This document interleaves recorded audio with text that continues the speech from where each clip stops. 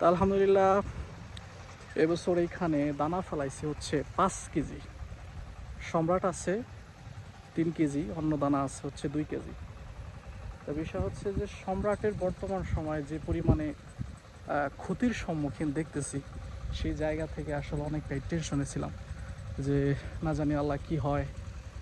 বিভিন্ন জায়গায় আসলে শুনতেছিলাম যে সম্রাটের পরিস্থিতি এবছর আসলে সুবিধাজনক জায়গায় আসলে নেই।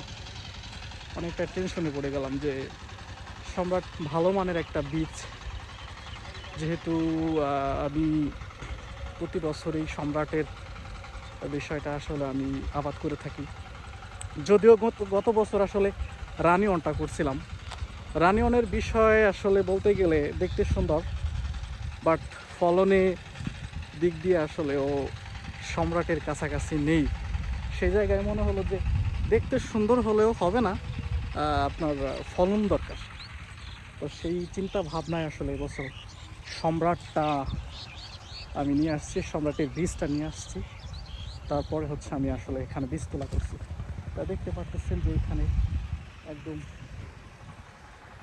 এখানে ফেলাইছে হচ্ছে 5 কেজি। হ্যাঁ, বিষয় হচ্ছে যে এই যে পেঁয়াজের আবাদ, এটা আমার একটা প্রজেক্ট। এইখানেও আমি বিনিয়োগ করে থাকি। এখান থেকে আলহামদুলিল্লাহ যে আশানুরূপ ফল আমি প্রতি বছরই আসলে পাচ্ছি। শুকরিয়া। এই হচ্ছে অবস্থা। সম্রাট, এই হচ্ছে সম্রাট।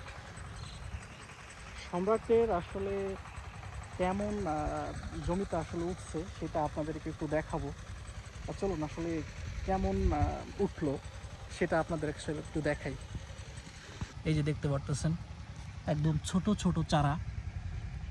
ছোট হওয়ার কারণ কি, আমরা এই হালিটা আসলে যেই জমিটা আসলে রোপণ করব সেই জায়গাটায় এখনও আসলে পানি, যার কারণে আমরা একটু পিছনে পিছনে আপনাদের থেকে অন্যান্য জায়গায় দেখা যায় যে এখন লাগানোর অবস্থা হয়ে গেছে, এত বড় হয়েছে যে সামনে হয়তো 2, 4, 5, 10 দিনের ভিতরে লাগাই ফেলাবে। কিন্তু আমরা ওইভাবে আসলে পারি না। এর কারণ হচ্ছে যে আমরা যেই জায়গায় পেঁয়াজটা লাগাবো ওই জায়গা শুকাইতে একটু টাইম নেয়, যার কারণ হচ্ছে একটু সময় লাগে। তো এই বীজটার বয়স হচ্ছে 12 দিন।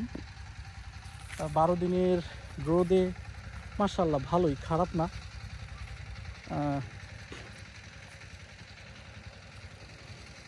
গ্রোথ অনেক ভালো। আশা করতেছি যেভাবে উঠছে দানাগুলা, সবগুলো যদি থেকে যায়, আমার মনে করেন যে যত বিঘা আমি আসলে আবাদ করব, আমি আবাদ করেও আমি আসলে বিক্রি করতে পারবো, অর্থাৎ লাগায়ও আমি আসলে বিক্রি করতে পারবো, এমনটা আশা করতেছি। তো আলহামদুলিল্লাহ, দেখা যাক, আল্লাহর রহমত কামনা করছি। তো ধন্যবাদ সবাইকে, ভালো থাকবেন, খোদা হাফেজ।